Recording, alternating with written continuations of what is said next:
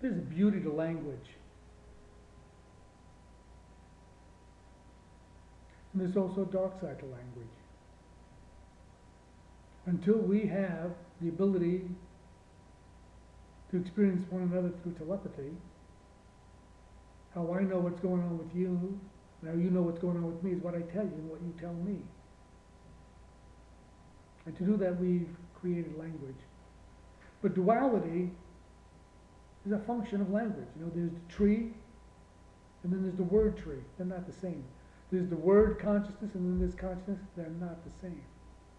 The word consciousness is not consciousness. So whatever the word is, that's not reality. There is no such thing as an inch, other than people agreed that we're going to call this distance from here to here an inch. We agree that this color here is yellow. There is no yellow, there is no red or blue or violet, but we chose to name it that. So much of the world we live in is a consensual world where we all have agreements, more or less, to go on green and stop on red. And where we agree that this kind of behavior is bad behavior, we have agreed that this kind of behavior is good behavior, preferred behavior. We have agreed that we're going to call this kind of action righteous action, and we're going to call this action the action of the devil. But there is no action of the devil. There is no righteous action. There is simply life unfolding, life as it is, ever changing. That's all there ever is it. Reality exists prior to language. It doesn't need language to be. It simply is. We in form use language to communicate. Have you ever listened to a guru where you did not know the language he was speaking? Did he look like, or she look like, your idea of a wise person?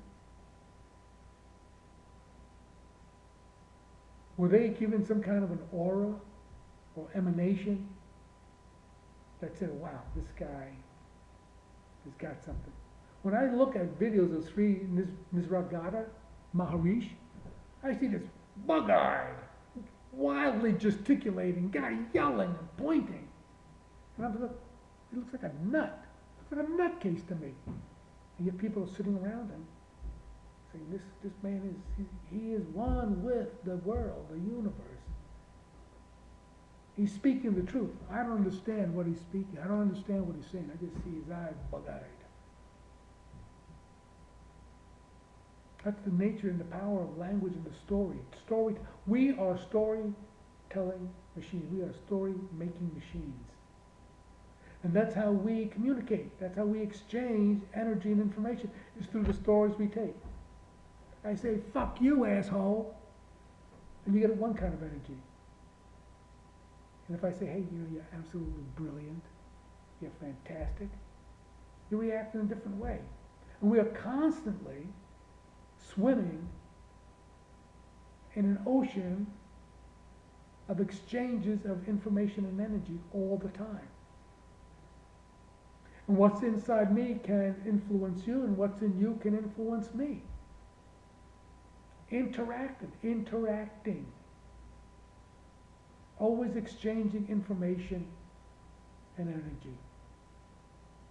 Vibrating at one frequency, enlightened being. Vibrating at another frequency, unenlightened dolt, crepola, asshole. Over here, blissful, wonderful, peaceful, loving vibrations. But it's all vibrations. It's the story that we tell about it that makes it seem as if there is a difference and a preference to have. And as long as we are part of the social fabric, as long as we are part of the society, we're going to be challenged. And there will be those in uniform with weapons who will have the power of brute force to tell you, you cannot do this, and you can do this, and if you don't listen to us,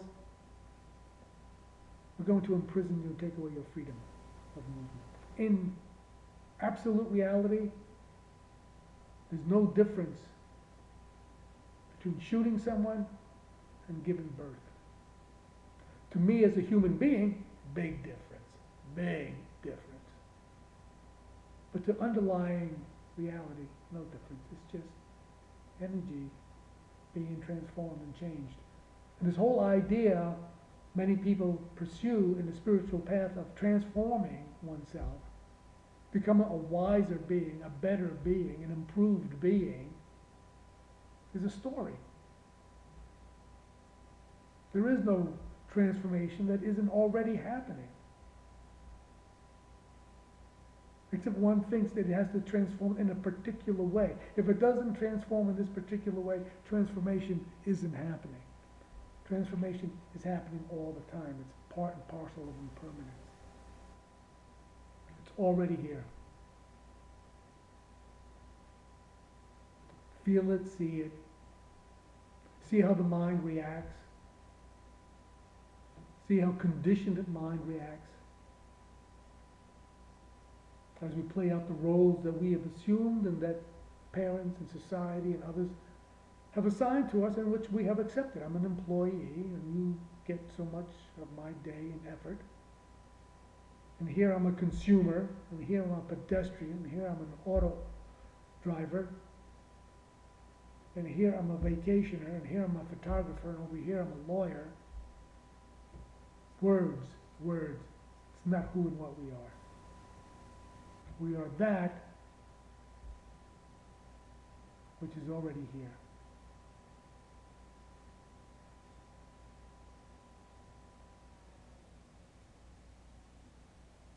See that, feel that, hear that, taste that, and one is awakened. But is there really awakening and non-awakening? No. It's something we made up. It's a story we made up. We have the love story, we've got the mystery story, we've got the spy story, and we've got the waking up story, the enlightenment story. Stories. There's a power to them. We tell stories to ourselves and we tell stories to each other all the time. We are constantly exchanging energy and information. And sometimes you see somebody walking down the block and you go, oops, I don't want that person. That's just a negative. No, man, I'm going the other way. And that person walks out and says, how come I am always alone in life? People always seem to be avoiding me. And then, you get into that whole depression thing. You can go to counseling, you can go to church, you can go to a guru, you can chant, you can do meditation. Or you can just listen and feel the exchange of energy and information and learn how to exchange energy and information. This whole life experience is a learning process.